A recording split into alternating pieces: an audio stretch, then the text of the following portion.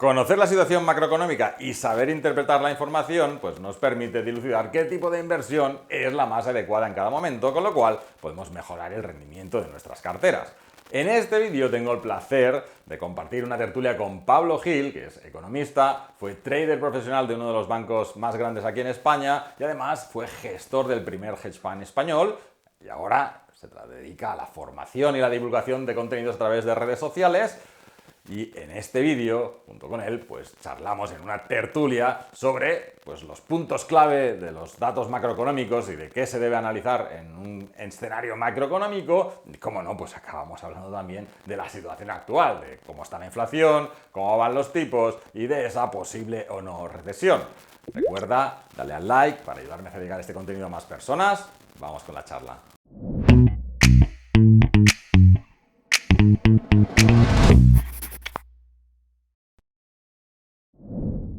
Bueno, pues como os decía, hoy ha venido al canal Pablo Gil, así que Pablo, muchas gracias por venir porque imagino que bueno, la agenda siempre está muy apretada, así que muchas gracias por hacernos un hueco en tu agenda porque entre el lanzamiento, ¿no? Que creo que va a ser en pocos días del curso Sí. y el día a día, no debe haber horas suficientes, ¿no? 24 deben ser pocas al día, ¿no? Sí, ojalá el día tuviese 36 horas, pero bueno, un placer estar aquí en tu canal, Sergi. Bueno, pues muchas gracias. Bueno, la idea de la charla de hoy es pues hablar un poquito de macroeconomía. Es verdad que en algunos directos, pues normalmente aquí en el canal sí que pues hablo de macroeconomía un poco para orientar qué tipo de inversiones serían pues las más interesantes en cada momento, pero nunca hemos tratado en detalle cómo funciona o qué factores son interesantes dentro del tema de la macroeconomía. Así que me gustaría enlazar un poco este tema, ¿no? Porque al final el tema macroeconómico es verdad que a nivel profesional se usa mucho y cada vez hay más interés, o al menos eso veo en el canal, ¿no? De ya los inversores, ¿no? Por conocer un poco las dinámicas y qué se tiene que mirar en macroeconomía. Así que lo primero te diría, eh, ¿qué crees o por qué crees que la macroeconomía es algo importante de cara a la toma de decisiones, ¿no? De un inversor, ¿no? Vale, mira, yo personalmente considero que una de las grandes carencias que tenemos como población es entender cómo funciona la economía en un sentido muy práctico y muy sencillo. No hace falta haber estudiado una carrera de ADE, ni de empresariales, ni de económicas, eh, para que te tenga que interesar esto, porque una de las frases que a mí me gusta decir mucho es, eres inversor desde el mismo momento en que tienes unos ahorros o un patrimonio y estás trabajando, porque de alguna forma te vas a enfrentar al margen de si eres inversor activo o la gente hablaría de trading casi, ¿no? En lugar de verlo así, piensa, ¿quién no toma decisiones sobre si hay que comprar o alquilar? Si decides comprar, ¿cómo tienes que financiar esa compra? Si a tipo fijo, a tipo variable, a tipo mixto. ¿Merece la pena crearte un plan de pensiones? ¿Va a haber jubilación cuando sea mayor? Si hago un plan de pensiones privado, ¿cómo lo hago? ¿En qué tipo de fondos invierto? ¿Qué es mejor? ¿Renta variable o renta fija? ¿Cómo tiene que cambiar los pesos a medida que me acerco a la edad de jubilación? ¿Cómo mido el riesgo de las inversiones? ¿Hay que tener criptomonedas? ¿Cómo me defiendo de la depreciación del dinero? Porque tu dinero cada vez compra menos bienes y servicios a medida que avanza el tiempo. Todo esto afecta al 100% de la población. Por mucho que quieras mirar hacia otro lado, con una inflación del 2% durante 10 años, el 22% de tu dinero directamente ha desaparecido. La capacidad de compra del 22% desaparece. Con lo cual, si no haces nada, tienes garantizada la pérdida de eso. Eso con un 2%. No tenemos inflaciones de un 2% desde el año 2021, lo cual quiere decir que estás perdiendo capacidad de compra de tu dinero fiat, da igual que sean dólares, euros, libras, dólar australiano. La realidad es que destruyes parte del valor que tiene lo que tanto te ha costado ganar, ¿no? Entonces, solamente entender este concepto ya te planteas la necesidad de invertir con otro perfil y otra idea en mente distinta a la que suele tener la gente de, no, yo invierto porque me gustan los mercados y me gusta la economía, ¿no? Uno debería decir, no, yo invierto porque con todo lo que me ha costado ahorrar este dinero, lo último que me hace falta es que dentro de 20 años no valga nada. Con lo cual necesito que se revalorice al menos al mismo ritmo que lo hace la inflación, ¿no? Que es lo que marca la pérdida de tu capacidad de compra. Y a partir de ahí, dices, bueno, ¿cómo te asomas al mundo de la economía para hacerlo entretenido a todo el mundo, ¿no? A estudiantes del colegio, a amas de casa, a gente que se dedica a otras profesiones completamente distintas e incluso a jubilados, ¿no? Y dices, bueno, lo tienes que hacer desde la forma entretenida, es como si fuésemos a hacer una serie de Era una vez el hombre, pero aplicado a la economía, ¿no? Y tienes que contar que no es tan complicado, que la economía se sustenta en determinados pilares y que hay ciertas cosas de las que hablamos todos los días que están muy mal explicadas y muy mal comprendidas. La inflación, que es un elemento que se agrega, aunque solemos hablar de la inflación en términos interanuales o intermensuales y qué diferencias hay en ese sentido. ¿Qué pasa cuando hablamos del PIB, del Producto Interior Bruto? ¿De qué está compuesto?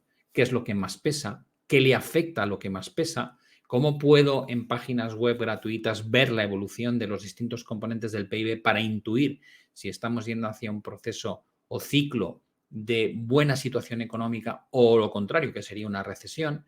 ¿Qué señales anticipadas existen? ¿Cómo analizo la situación en la tasa de desempleo? ¿Qué es la tasa de participación? ¿Qué son las distintas métricas que hay de desempleo? El desequilibrio entre la oferta y la demanda de empleo. Es decir, puedes aproximarte a todos y cada uno de estos pilares tan importantes como la balanza comercial, ¿no? La relación comercial que tiene un país con el resto de países del mundo, y al final entender lo que nos une y lo que nos diferencia como economías y como país y hasta qué punto eso afecta a los activos en sí mismos. Es decir, cómo afecta a la bolsa, cómo Mm. afecta a las materias primas, cómo afecta a las divisas, cómo afecta a los bonos.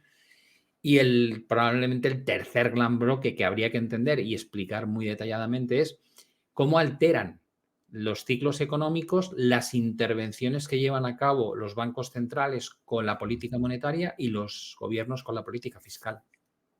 O sea que, bueno, en definitiva, al final, la macroeconomía, digamos que es la base de una toma de decisión con criterio, ¿no? O sea, tienes un poco la idea de dónde estamos, hacia dónde va, ¿no? Y en un plazo medio largo, pues hacia dónde deben ir tus inversiones, ¿no? En función de esos objetivos que te has planteado.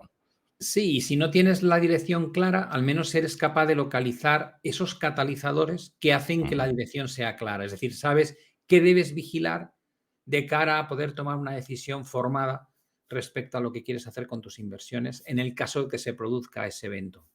Ujú.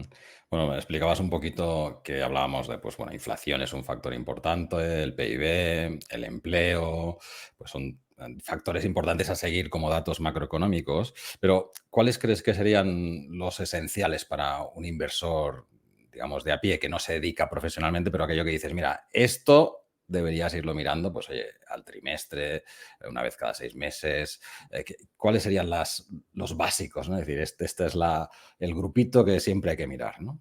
Digamos que el momento de cada era cambia. Es decir, te pongo un ejemplo que se entienda bien. En Ujú, el 2007, el mercado que sirvió de canario en la mina para detectar que pasábamos de un ciclo de crecimiento a una recesión fue el mercado inmobiliario, ¿no? Y junto al mercado inmobiliario lo que ocurría en el sector del crédito.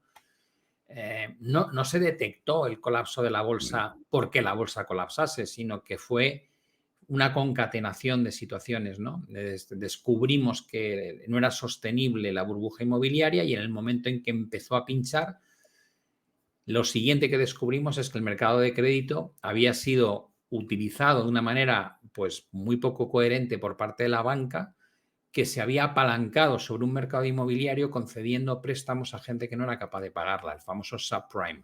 Y de ahí empieza la quiebra de los bancos estadounidenses, lo que conlleva, evidentemente, una prima de riesgo muy elevada, la falta o sea, el aumento del desempleo porque todo el sector financiero empieza a echar a la calle a sus empleados y aquello genera pues todo lo que es la debacle económica contra la cual los bancos centrales lucharon bajando tasas, haciendo QE, pero el movimiento nace de eso. A día de hoy yo creo que el movimiento no está ahí. Es decir, hoy si me dijeses, ¿dónde está la clave a vigilar? Te diría, hay dos factores, uno que es muy nuevo, que es las tensiones geopolíticas. No sabemos muy bien si hemos visto lo peor de la situación en Oriente Próximo y en Ucrania, o si se va a enrevesar todavía más la situación y qué impacto pueda tener. No somos una generación que no ha convivido con guerras a nivel global y, por desgracia, pues cuando miras la historia del ser humano es algo que nos acompaña desde nuestros orígenes, ¿no? Bueno, pues el entorno geopolítico hoy creo que está más tensionado de lo que ha estado probablemente desde la Guerra Fría entre Mm, Estados Unidos y Rusia. Eso es un factor que no sabemos muy bien cómo va a terminar impactando en el mercado. Y el segundo factor es la inflación. Estamos hartos de hablar todos los días de la inflación, pero es que es muy importante porque este pilar de la inflación significa que mientras la tasa interanual no revierta al 2%, las políticas monetarias no van a dejar de ser restrictivas en términos de tipos altos, tipos de interés altos, y cada trimestre que pasa con los tipos de interés aquí arriba, no hace falta que suban más, con que estén aquí arriba, descubrimos que muchos de los préstamos y líneas de crédito que se concedieron a empresas o a particulares en los años 2020 y 2021, cuando las tasas de interés estaban en mínimos históricos, va a haber que renovarlos a tasas mucho más altas. Con lo cual, simplemente manteniendo la situación donde está, cada trimestre el entorno será más hostil. Más empresas tendrán complicaciones económicas y financieras, más particulares que ya han consumido su tasa de ahorro verán que les cuesta llegar a fin de mes. Eso implicará que habrá menos mm. consumo, que habrá menos inversión y eso conlleva menor crecimiento económico. Por tanto, la evolución de la inflación hoy es el resorte que activa o desactiva una mecánica de tipos de interés que acaba impactando en el PIB, en el consumo, en la inversión y en el riesgo de que pueda haber ciertos accidentes dentro de Mm. determinados bancos, especialmente en Estados Unidos, bancos pequeños y medianos, que han hecho muchas barbaridades con la exposición a lo que llamamos el commercial real estate, un tipo de mercado inmobiliario relacionado con oficinas especialmente, ¿no? Entonces, esto es la preocupación. Hoy no era la preocupación en 2007. Bueno, Tampoco fue la preocupación en el año 2000. En el año 2000 eran las valoraciones bursátiles que se alcanzaron debido a la euforia en torno a Internet. Es decir, ujú, ahí el primer ejemplo del 2000 es la propia bolsa, el generador de una situación dramática y una gran recesión. En el segundo ejemplo es la burbuja inmobiliaria y su pinchazo y el efecto que tiene en la banca. Y a día de hoy estamos hablando del coste de financiación en un mundo que tiene 300 trillones de deuda, bueno, y en el caso de Estados Unidos, pues una deuda de más de un 130% sobre el PIB. Con lo cual hay que entender qué es lo importante a nivel económico, pero el factor en sí que tenemos que vigilar en cada momento puede cambiar, ujú. como ves, de una crisis a otra. Sí, sí, no, está clarísimo, ¿no? Al final, digamos, la sorpresa, ¿no? El cisne negro siempre es distinto en cada caso, ¿no? Sí, Y sorprendentemente, hasta que no sucede, nadie cae en la cuenta, ¿no? O alguno específico, ¿no? Que la acierta, pero es muy complicado de saber, ¿no? Lo que sí que está claro es que, bueno, pues los has mencionado muchas veces, ¿no? O sea, que PIB, inflación, tasa de paro, son tres factores importantísimos junto con la inflación porque al final están ligados. O sea, que el sí, efecto de uno acaba encadenando en todo lo demás, ¿no? Pues si sube la inflación, menos consumo, menos crecimiento y al final, pues más paro, ¿no? Y exactamente. lo que sí que se ve en general es que, obviamente, estas dinámicas, ¿no? Y esto hablando un poquito de las previsiones del año pasado, no sé si estarás de acuerdo, ¿no? Pero el año pasado, por ejemplo, a principios de enero, febrero, pues veíamos a muchas consultoras, ¿no? De Hunt Hunt, JP Morgan, Pictet, Ujú. PIMCO, ¿no? Que venían a dar charlas para incluso ellos, ¿no? Que viven de vender fondos de inversión y de que la gente ponga en sus fondos, tenían una visión muy pesimista de la economía. O sea, ya era un colapso inminente, ¿no? De todas las economías.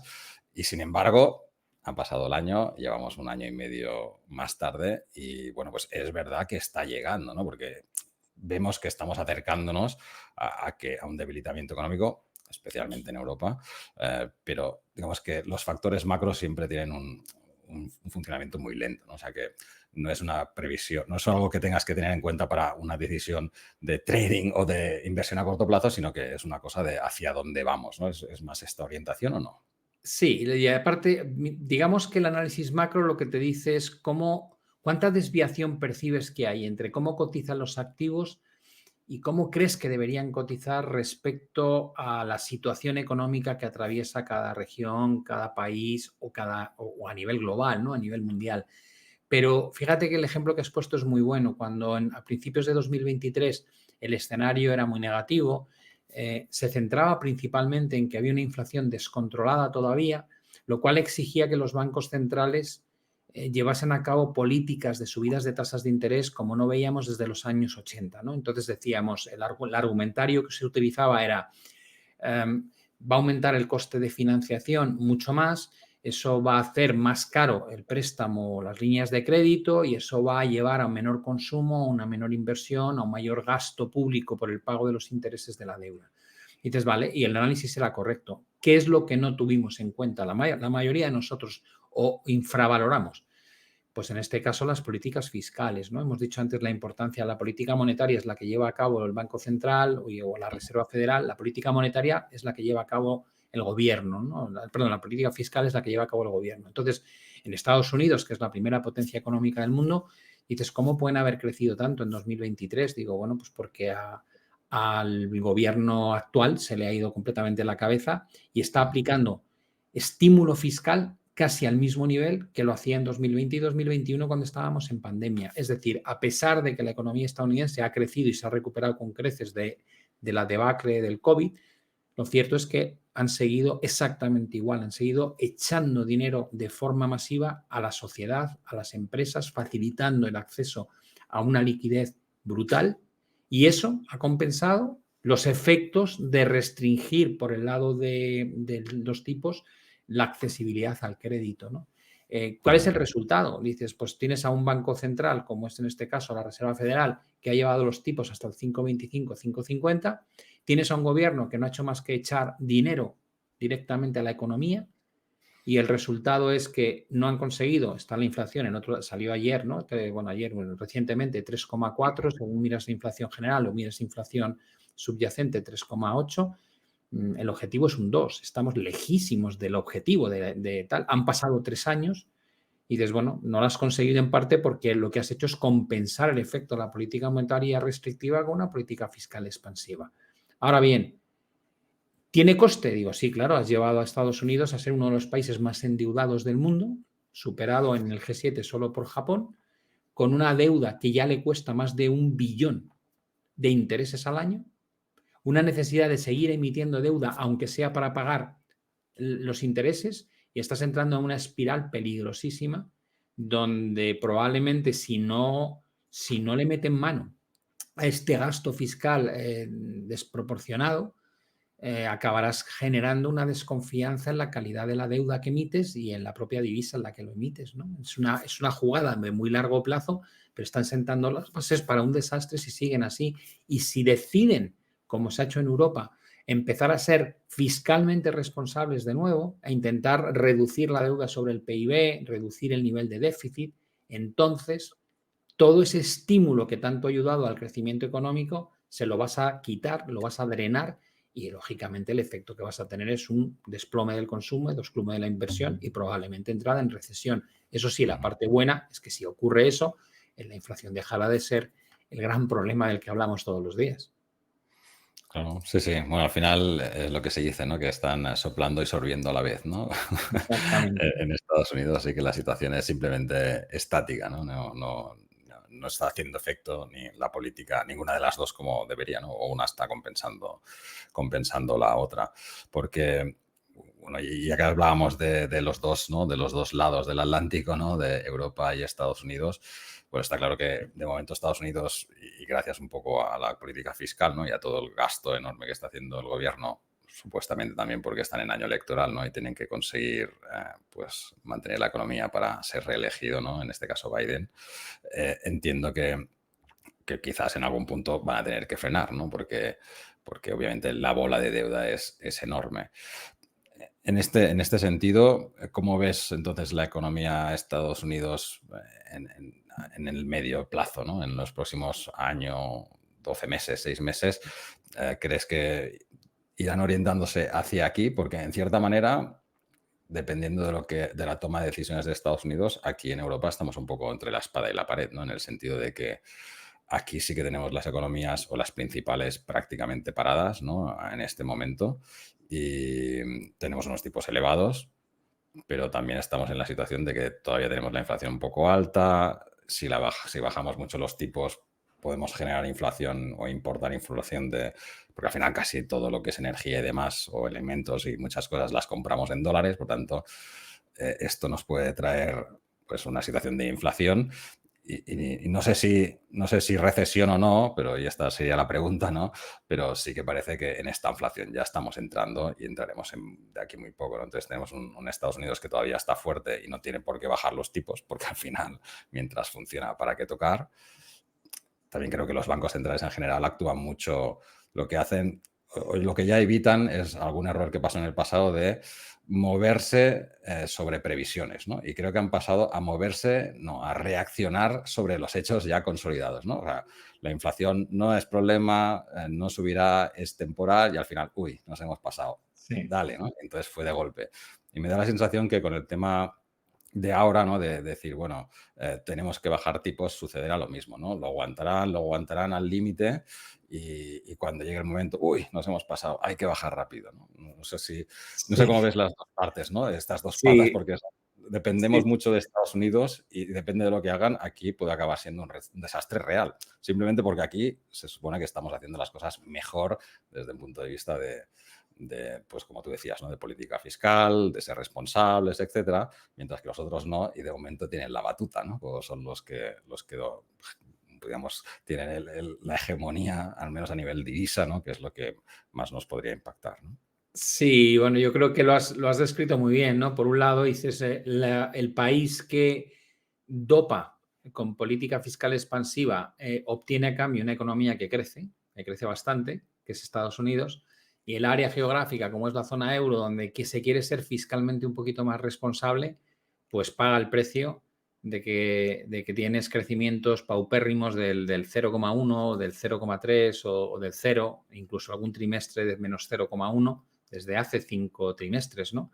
Ujú. Hemos estado flirteando con la recesión, hemos tenido países tan importantes como Alemania en recesión y dices, bueno, gracias a que aquí no ha habido crecimiento económico, la lucha contra la inflación ha sido más efectiva. Hemos visto un acercamiento a ese famoso 2% interanual, más rápido que en Estados Unidos.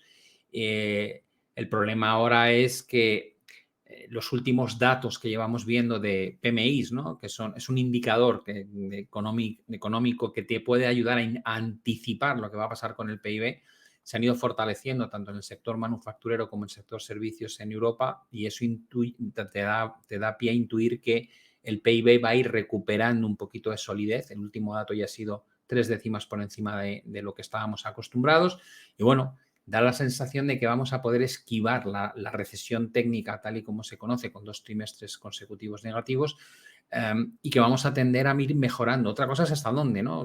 Mucha gente dice, no, vamos a mejorar. Y digo, sí, que si creces al 0,5 es un desastre. Lo importante es hasta dónde llega a mejorar y dónde se estabiliza la economía europea, ¿no? Pero si empezamos a mejorar, también la lucha contra la inflación se va a complicar porque no hemos llegado al objetivo, porque hay partes de la inflación que hemos visto que son muy, muy resilientes, como es, por ejemplo, entre otras cosas, la inflación salarial que tenemos a día de hoy. Y con ciertos componentes en el sector servicios que tampoco dan ningún respiro.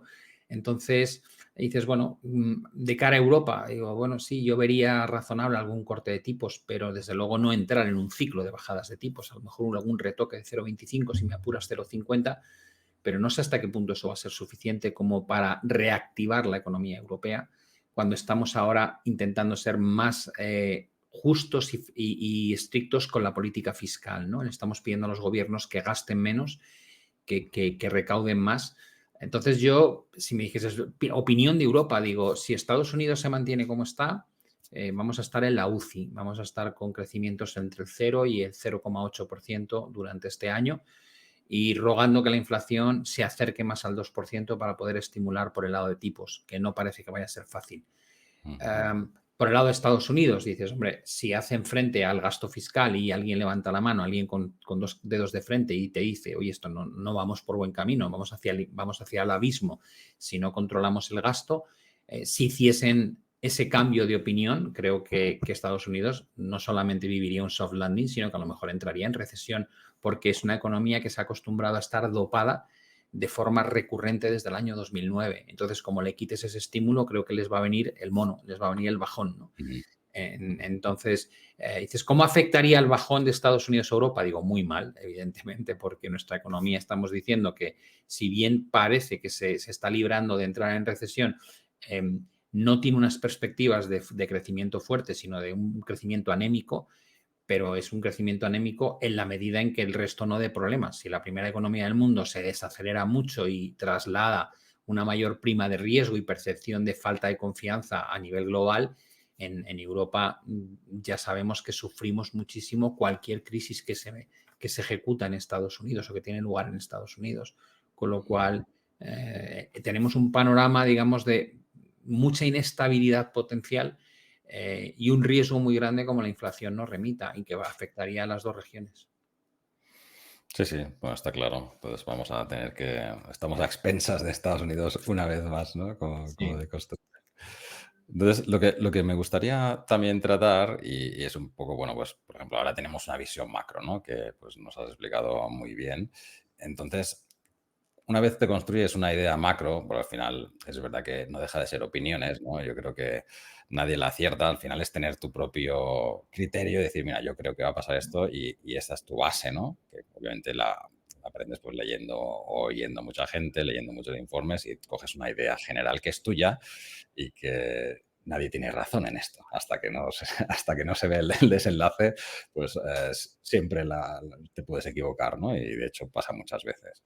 Pero una vez tienes la visión macro, lo que me gustaría ver es cómo lo atas después a las inversiones, ¿no? Porque ese último paso, ¿no? De decir, bueno, ya tengo un criterio, ¿ahora qué? ¿No? ¿Cómo me pongo manos a la obra?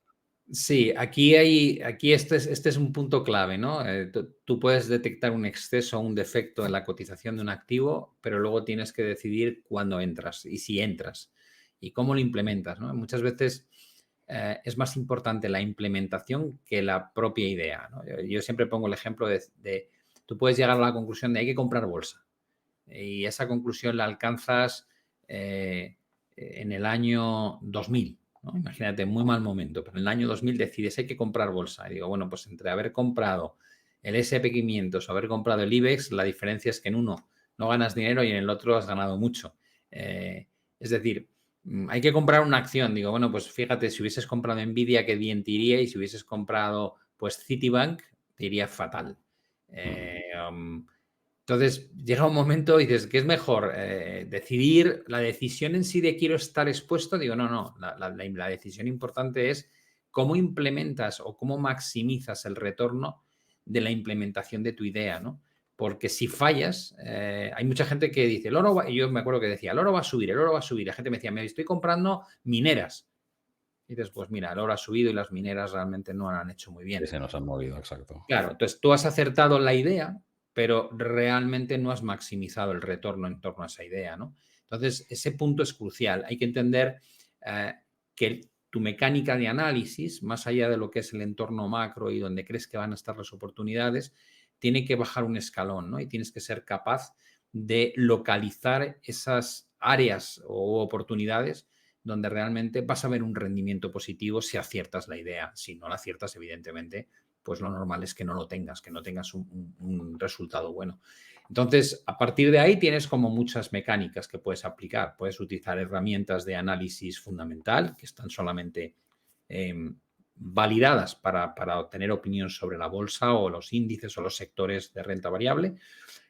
Puedes utilizar análisis macro, pero como bien has dicho tú, tiene una cadencia en el tiempo que casi vale para inversiones a largo plazo, pero es muy poco útil para inversiones de corto o medio plazo, pues porque tarda mucho en impactar lo que está pasando Ujú. en la macro, en lo que pasa en los mercados. Y luego tienes una herramienta que se llama análisis técnico, que lo que te va a permitir es tomarle el pulso al sentimiento de lo que opinan los demás, ¿no? Yo siempre he dicho que el análisis técnico, cuando alguien es experto en análisis técnico, lo que descubre es que es un termómetro de sentimiento, porque cuando tú ves cualquier cotización de lo que sea subir, es que el ansia está en manos de los compradores, es decir, están dispuestos a pagar cada vez un precio mayor por lo mismo. Y los que Ujú. se dejan querer son los vendedores, porque hay la misma cantidad de uno y otro, porque para que haya una transacción tienes que coincidir comprador y vendedor. O sea, no nos engañemos. La gente dice, no, es que compran muchos, que hay muchos más compradores que vendedores. Digo, no, el vendedor vive más arriba, es lo único que pasa. Eh, el vendedor, si yo te digo, te compro tu coche, tú me puedes decir, Sergi, pues es que no tengo ninguna intención en venderlo. Tú no estás en la oferta. Pero Exacto. si yo saco 300.000 euros y te los pongo delante y digo que quiero tu coche, tú me lo vendes. Es decir, que tú no es que no seas vendedor, es que al precio de mercado no lo quieres vender.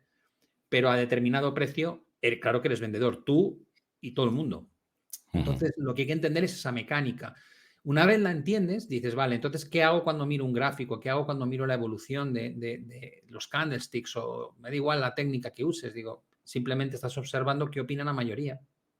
La gente que compra Nvidia cree que Nvidia va a valer más dentro de una semana, un mes, un año. Y está basado en expectativas, porque nadie sabe realmente lo que va a pasar con la Ujú. IA en el sentido de cuánto margen de beneficio va a dejar a determinadas compañías y concretamente a Nvidia. Pero tú haces tu presunción y en base a esa presunción decides cuánto quieres pagar. Eh, si tú percibes el análisis técnico desde esta vertiente, es muy potente porque lo que vas a hacer es no cuestionar lo que hace el mercado, sino interpretar lo que hace el mercado. Y dices, yo lo único que me interesa cuando hago análisis técnico es llegar a la conclusión de cuándo cambia el sentimiento de la mayoría. Cuando el vendedor empieza a estar más ansioso que el comprador y entonces veremos que el precio empieza a bajar. Y si eso es una mera corrección o es un cambio estructural, ¿no?, en el comportamiento. Y eso depende de catalizadores que a veces son fundamentales, a veces son geopolíticos, a veces son macro, pero ese es el juego. Con lo cual, para mí, el potencial del análisis técnico es que te arrima o te acerca a ese momento clave de dónde me meto. O sea, ya tengo claro lo que quiero hacer, pero ¿cuándo es el momento adecuado para hacerlo, no? Y ahí tengo una herramienta muy potente porque me dice, ahora percibes que la mayoría de los inversores en el mercado, en este activo, están cambiando de opinión. Y es ahí Ujú. cuando te tienes que meter, ¿no? Y puedes llevarlo, dentro del análisis técnico hay un mundo, ¿no? Puedes llevarlo a decisiones basadas en price action, en herramientas como la teoría de Elliott o la teoría de Fibonacci o Wyckoff, o puedes irte al mundo de los indicadores técnicos, intentar utilizar pues estos cálculos matemáticos o estadísticos que te permiten ver probabilidades de que ocurra un escenario en base a patrones anteriores que se han utilizado o se han visto en los mercados. Puedes llevarlo al trading algorítmico o a la inversión algorítmica si quieres, es decir, un sistema que toma las decisiones por ti cuando se cumplen determinadas condiciones. Puedes Ujú. buscar operativa de reversión a la media para estar un poco al margen de lo que es la direccionalidad del mercado. Ahí se abre un abanico de escenarios operativos tremenda que a veces lo podemos llevar al largo plazo o al swing trading, que sería el medio plazo o al corto plazo, ¿no? Y Ujú. para mí es probablemente la herramienta perfecta que complementa otras técnicas de análisis que te dicen si estamos viviendo en una burbuja o estamos viviendo en una gran oportunidad de inversión, porque lo que hay es una capitulación en el sentimiento de los inversores. Muy bien, muy bien, muy bien. O sea que al final el orden sería tener una idea clara de la situación o formada, digamos, porque clara, como decía, es muy complicado, pero por lo menos formada, de ahí sacar unas ideas, analizar las ideas y el último paso sería echamos un vistazo pues a los mercados ya desde un punto de vista más técnico para ver si es el momento o hay que esperar o hemos llegado tarde, ¿no? Que también puede ser la opción, ¿no? Entonces esa idea Muchas veces, sí. tiene que quedar descartada y ya está, esa opción y punto, ¿no? Muy bien. Entonces, bueno, antes te preguntaba o te mencionaba lo del curso, pero em, no sé si me puedes hablar un poquito, porque la idea del curso es esta, es llegar desde un punto al otro, o es un curso más centrado solo en uno de los bloques. ¿Cómo es el curso No, que estás mira, preparando? la verdad es que llevo un año, ha tardado un poquito más de un año en hacer el curso, prepararlo, y ha sido muy curioso porque yo mismo he sufrido como cambios en el enfoque que le quería dar, ¿no? Al principio La idea era un curso básico donde mencionase las cosas esenciales, ¿no?, que consideraba que había que hacer, con independencia de que luego cada uno profundizase en las distintas facetas que yo tocaba.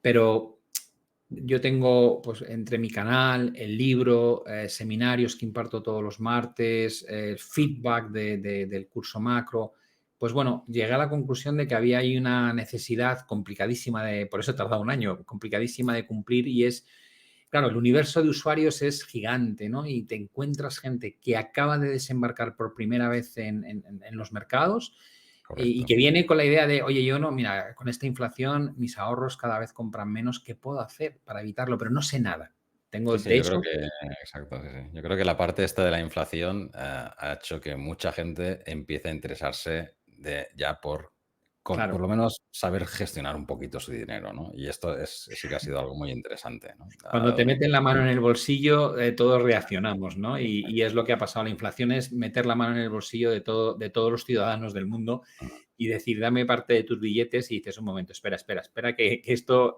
aquí ya algo ha cambiado, ¿no? Pero luego está el que lleva un año, por ejemplo, ¿no? Metido en los mercados, sabe un poco, pero tiene conocimientos muy deslavazados, ¿no? Pero normalmente el problema de la gente que lleva 1 o 2 años es que ha visto muchos vídeos, ha leído muchas cosas, pero no de una forma ordenada. Y entonces tiene conceptos mezclados, y luego también ha visto mucha información de gente que realmente no sabe, sabe un poco Ujú. más que él, que es lo que llamamos el término este que utilizamos de vendehumos, ¿no? El tío que aprende un poco y automáticamente quiere hacerse un hueco en lo que es las redes sociales, venderte conocimientos, pero él no ha ganado nunca, no se ha ganado nunca la vida haciendo esto. Se gana la Ujú. vida vendiéndote cómo deberías hacerlo, que Exacto, fíjate tú, ¿no?, exacto. lo que son. Y luego está el tercero es el que lleva ya un tiempo largo, ha aprendido bastante, tiene la experiencia y sabe lo duro que es esto, ya no le vas a engañar con qué fácil es el mundo del trading, no, el tío ya ha perdido más de una cuenta y sabe que esto es apasionante, pero es complicado.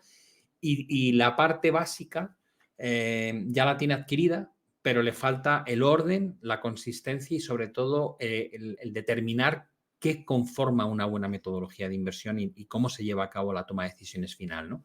Entonces, eh, atacar a los 3 bloques de usuarios por separado es muy fácil, conjuntamente es muy difícil. Y Claro. yo, bueno, como casi siempre me meto en fregados difíciles, pues dije, bueno, voy a modificar completamente la estructura de este programa de formación con la intención de no dejar a nadie atrás. Entonces, mi idea es, a los que ya saben un poco y a los que saben bastante, les diría, mirad, cuando tú te vas, yo recuerdo jugando mucho tiempo al golf y tal, me decían una clase de cleaning. Y digo, ¿qué es eso de una clase de cleaning? De limpieza. Digo, ¿limpieza de qué?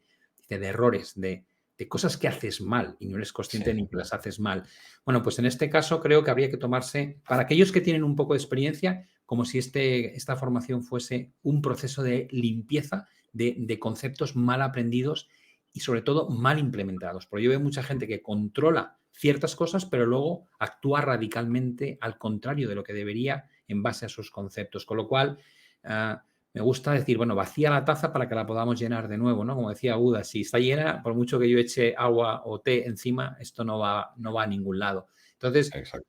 lo explico desde cero para que el que no sepa nada o el que sepa realmente entienda qué hay detrás de las formaciones, de las estructuras, del comportamiento, del precio, desde su esencia más sencilla a la parte más avanzada. La parte más avanzada para mí es cuando yo gestionaba nuestro fondo de 500 millones de dólares, hacíamos market neutral, que es Mm. trading relativo entre valores, entre sectores y entre índices. Con lo cual te desentiendes de la dirección del mercado y generas solo alfa. Alfa entendido como valor añadido real a la Ujú. operativa. Ya no dependes. Cuando un fondo está indexado al SP, dices, bueno, si el SP sube, tú ganas, y si el SP baja, tú pierdes. Pero ¿qué me estás aportando respecto a un ETF? ¿No? Esto eres todo, eso es beta.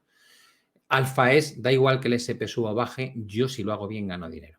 Entonces, eso es un concepto que me parece que es muy, muy interesante. Y luego el segundo concepto es en qué consisten los sistemas de trading, ¿no? Cómo yo dirigía el departamento de análisis técnico y cuantitativo de Banco Santander y cuando enseño los indicadores en el curso, digo, hombre, enseñar los indicadores no aporta mucho, ¿no? Pero cómo cambiamos esta información para que el tío que lo está haciendo diga, guau, esto sí que es diferente.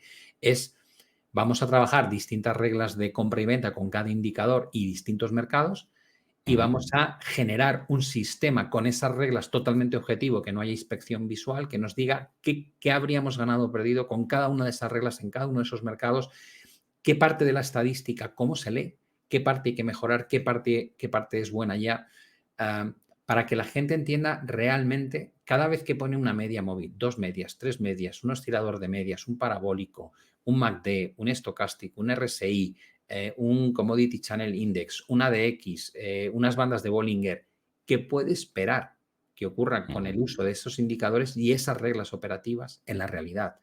Eh, Creo que para mí el haber dirigido ese departamento me ayudó mucho en el aspecto de la disciplina y sobre todo a entender los pros y los contras del uso de cada una de estas herramientas técnicas, ¿no?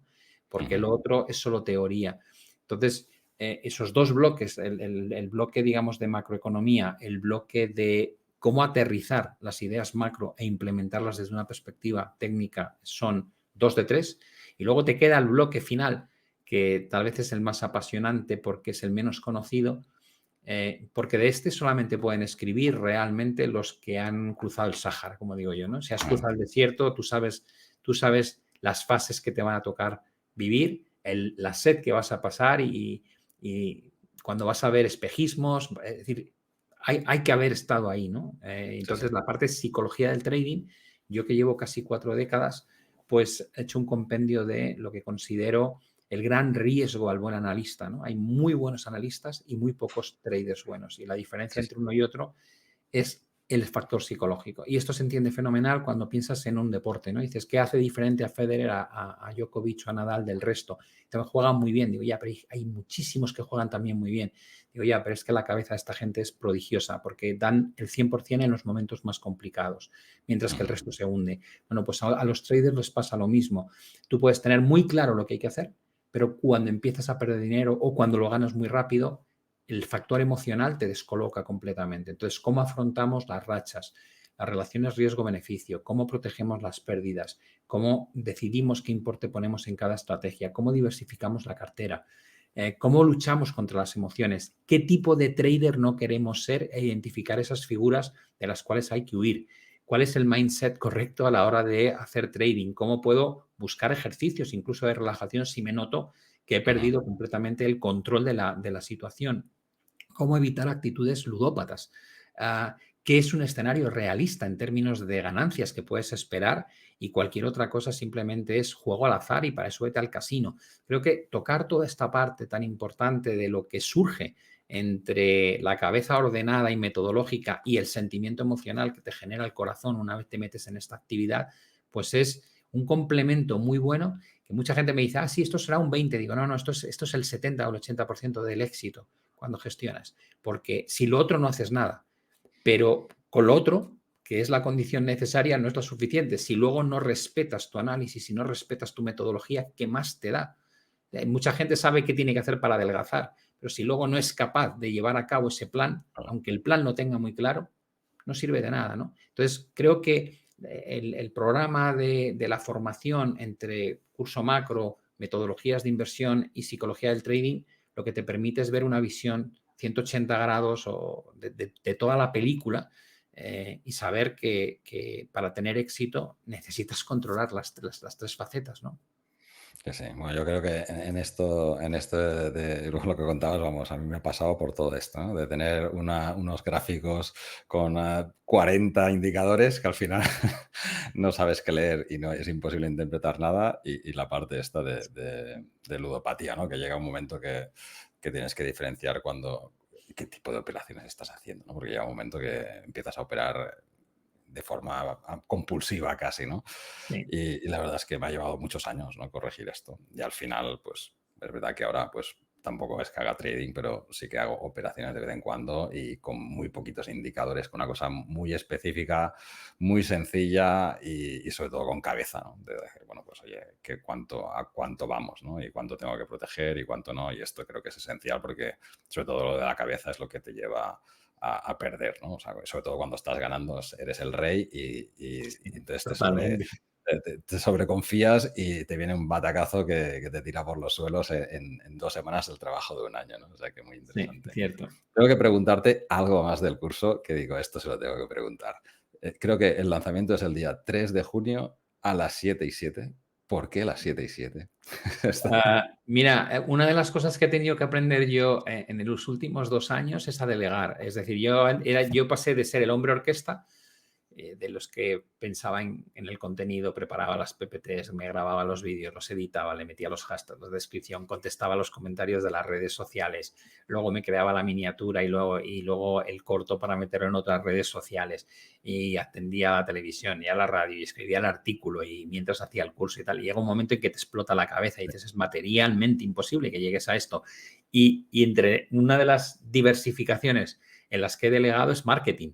Entonces yo tengo pues mi community manager, mi equipo de marketing, tengo evidentemente gente que me ayuda en distintas facetas, ¿no? En la edición del vídeo, la creación de las miniaturas, la composición de las propias PPTs para luego grabar, el que me graba, el que edita la grabación. Se ha convertido en una gran empresa, ¿no? Y dentro del Muy bien. marketing, cuando me dijeron lo de 707, me entró la risa. Dije, mira, está bien pensado porque no te olvidas, ¿no? 707. Pero tuve la tentación de decirles, y no era más normal decir a las 7 de la tarde. Y luego pensé, si delegas, delegas, ¿no? Hay muchas veces Exacto. que me dan ganas de cuestionar, digo, ¿y por qué este nombre? ¿Y por qué esta foto? ¿Y por qué? Y luego pienso, no des un paso atrás. O sea, bastante tienes con tu contenido como para que te metas en otras cosas. Y luego también confiar en que el que es experto en algo probablemente toma decisiones que están basadas, Correcto. igual que yo quiero que respeten mis decisiones de inversión y digo, no, yo hago esto porque por estas razones, estos argumentos, y no me lo cuestiones, que soy yo el que sé, pues pienso, joder, se merece el mismo respeto él, ¿no? Si él lleva toda la vida haciendo marketing y te dice que es a las 7:07, pues algún motivo habrá, ¿no? Digo yo, y me meto, Exacto. vamos. Sí, sí, yo también lo he hecho. Cuando delego algo, me digo, cierro los ojos. Aunque me parezca extrañísimo, digo, bueno, si él lo dice, vamos a hacerle caso y ya está, porque si no, entonces no estoy haciendo lo que quería, que era delegar y olvidarme de esto, ¿no? Efectivamente. Muy bien, Pablo. Bueno, pues oye, muchísimas gracias por tu tiempo y todas las explicaciones. Bueno, os voy a dejar en la descripción del vídeo el enlace a este directo del día 3 de junio a las 7:07 y si os queréis unir, pues basta registraros y recibiréis la invitación. Bueno, Pablo, una vez más, muchas gracias por venir y tu tiempo, ¿no? Que ahora sé que es muy escaso, ¿no? En estos momentos. Bueno, Así que es un placer el debatir o el comentar temas relacionados con economía. Ojalá hubiese más debates de estos. Creo que hay una carencia y un déficit de dar a conocer de forma sencilla, no con la intención de lucirte, sino con la intención de verdad de que se entienda lo que decimos, ¿no? mm, Y luego, tú lo has dicho, nos estamos dirigiendo cada vez más a un público que no está especializado. Y es una asignatura pendiente que tenemos, ¿no? Los que llevamos toda la vida dedicados a esto, pues aterrizar conceptos que a priori no son sencillos para que todo el mundo lo entienda, porque es a todo el mundo al que le está afectando lo que está pasando, por ejemplo, con la inflación o con el nivel de tipos o el mercado inmobiliario. Entonces, bueno, todos estos canales que difunden conocimientos de economía y de mercados accesibles a cualquier nivel, pues creo que es digno de mención y yo te agradezco mucho la invitación. no, bueno, pues muchas gracias y bueno, pues espero más adelante volver a tenerte en el canal y charlar un poquito de la situación. Hasta la próxima. Fenomenal. Hasta la próxima. Saludos. Te dejo en la descripción del vídeo el enlace a la presentación del curso de Pablo Gil del próximo día 3 de junio a las 7:07 hora española. Por otro lado, estos días he tenido otras tertulias con otros referentes en el sector sobre la situación actual. Y en este caso, pues tengo una tertulia con Juan Ramón Rayo y David Fernández en el que tratamos en profundidad la situación macroeconómica y esto te ayudará sin duda a entender mejor el punto donde estamos y hacia dónde deberías dirigir las inversiones. Así que te dejo aquí la tertulia que tuvimos con Juan Ramón Rayo y David Fernández, que no puedes perderte si quieres verdaderamente saber dónde estamos. No olvides like, suscripción, deja un comentario, comparte el vídeo, activa las notificaciones. Hasta el próximo vídeo.